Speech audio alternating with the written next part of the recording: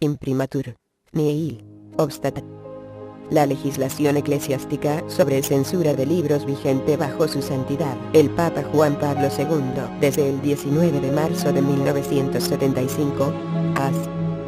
Volumen 67, página 281, nos reconoce la libertad de publicar estas páginas. Me someto humildemente a la obediencia a nuestra Santa Madre Iglesia Católica, Apostólica y Romana. Padre Miguel Contardo Egaña. Nuestra Señora de Peña Blanca. Yo soy el corazón inmaculado de la encarnación del Hijo de Dios. Yo soy la Dama Blanca de la Paz. Foto milagrosa de Nuestra Señora de Peña Blanca, obtenida en agosto de 1984, y definiciones dadas por la propia Virgen Santísima de ella misma en las apariciones de Peña Blanca. A mis hermanos sacerdotes, a los peñablanquinos de corazón, y especialmente al representante de Cristo en la tierra, a su santidad, el Papa Juan Pablo II, dedico estos escritos. Nota. Las fotografías y comentarios con asterisco no corresponden al libro propiamente tal, pero han sido agregadas para ilustrar de mejor manera los maravillosos eventos que el reverendo Padre Miguel Contardo nos relata. Prólogo. La primera aparición de la Santísima Virgen en Peña Blanca tuvo lugar el 12 de junio de 1983, y su última aparición fue el 12 de junio de 1988. Por lo tanto, ya han transcurrido 10 años entre esa fecha y la de la publicación de este libro. Esta perspectiva me permite ahora no tan solo expresar mi testimonio como testigo presencial de las situaciones vividas en ese entonces, sino que además poder hacer notar con gran énfasis que la devoción de la gente a las apariciones de la Santísima Virgen en Peña Blanca sigue viva, en Chile y en el extranjero, lo cual dado el tiempo transcurrido tiene una enorme importancia.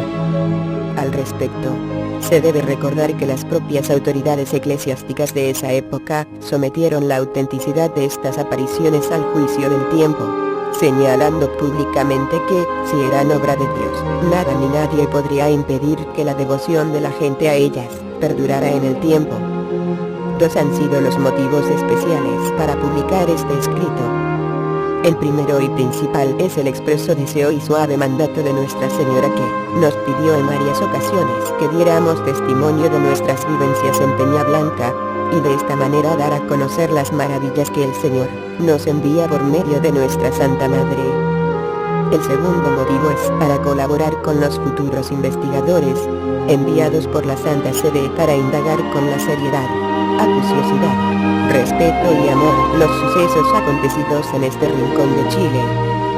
Habría también un tercer motivo, más íntimo, de gratitud personal a la Madre de Dios y Madre nuestra, por las tantas mercedes y regalos dados a todos nosotros que asistimos y fuimos testigos oculares de las gracias derramadas por Dios en este país y en el mundo entero. Me es muy difícil el abrir mis sentimientos, mi alma, por el natural y reservado temperamento mío, pero como un deber de conciencia debo hacerlo, ya que al ser el testimonio en este caso presentado por un sacerdote del Señor, puede ayudar a esclarecer mejor esta futura e importante investigación.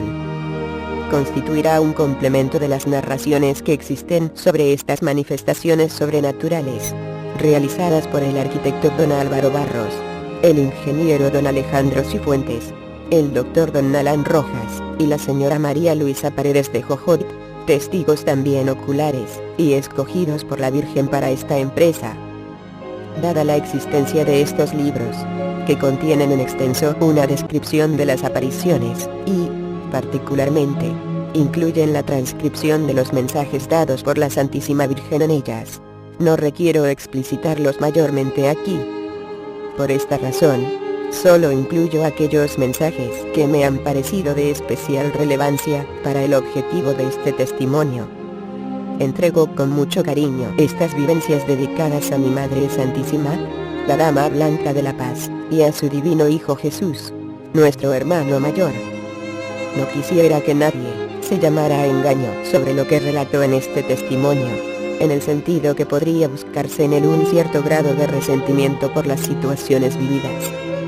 Nada está más lejos de la realidad que eso, ya que gracias a Dios, No guardo ni el más mínimo rencor por nadie, y, por el contrario, en el fondo de mi corazón agradezco a todos los que de una u otra forma participaron en estos acontecimientos, puesto que me permitieron probar mi fe y atestiguar ante el Señor y la Virgen mi devoción a ellos. Sin perjuicio de lo anterior, en el capítulo siguiente introducción, expongo con la mayor franqueza posible mi posición frente a las críticas que se hicieron sobre la autenticidad de las apariciones de la Santísima Virgen en Peña Blanca. A su vez, en el capítulo subsiguiente aclaraciones, me refiero expresamente a cuál es a mi juicio la verdad sobre ciertas imputaciones que se hicieron a las apariciones, especialmente a si la Iglesia prohibió asistir al santuario de Peña Blanca como muchos sacerdotes han afirmado a sus feligreses. Todo sea para la mayor gloria de Dios y glorificación de Nuestra Señora. Padre Miguel Contardo Egaña, 12 de junio de 1998. Introducción. Sentimientos contrapuestos experimentará el lector de este escrito, al igual que los que fuimos testigos de estos sucesos, al constatar por una parte la maravilla de la existencia de las apariciones de la Santísima Virgen en nuestro país, y por otra, observar la incredulidad y tenaz oposición de algunas autoridades eclesiásticas, y de una parte del clero a siquiera investigar con seriedad y en profundidad estas apariciones.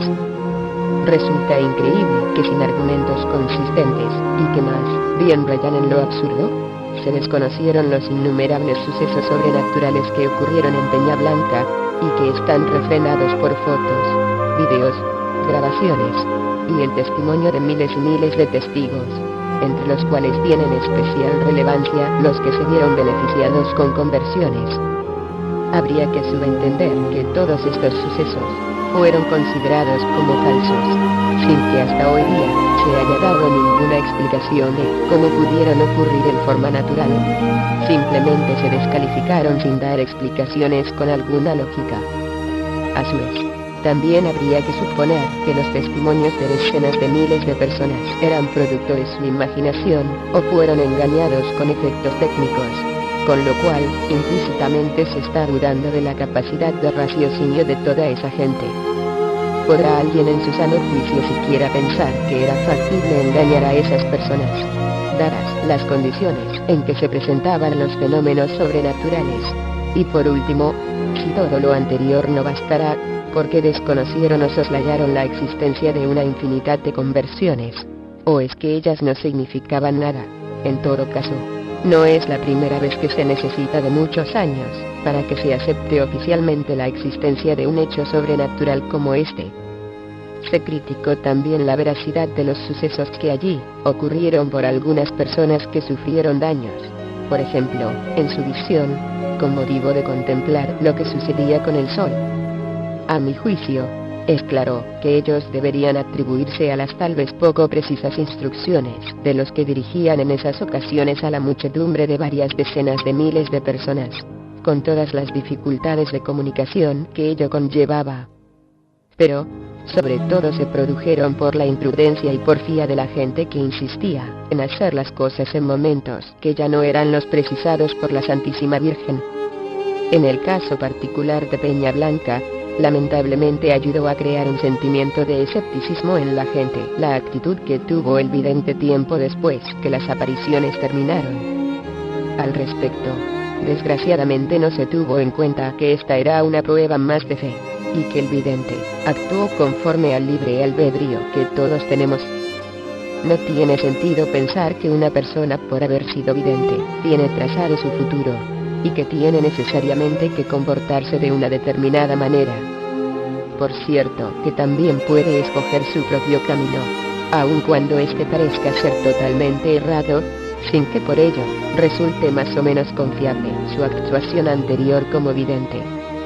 No deben perderse las proporciones, desfigurando lo realmente importante por algo completamente secundario, como es el comportamiento del vidente con posterioridad a su participación como tal.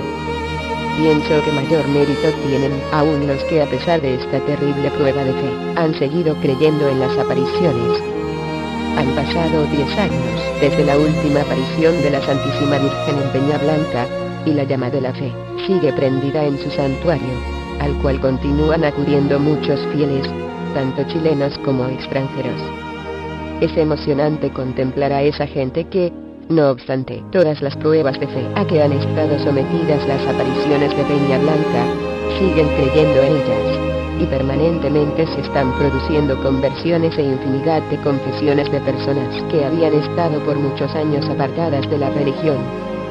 Pienso que esta realidad debe hacer meditar profundamente a aquellos sacerdotes que pensaron que lo sucedido en Peña Blanca no iba a perdurar en el tiempo, e incluso señalaron en esos años para reafirmar su incredulidad, que como estos fenómenos sobrenaturales que se atribuían a la Virgen, según ellos eran falsos, entonces por no ser obra de Dios, no iban a poder resistir el paso del tiempo.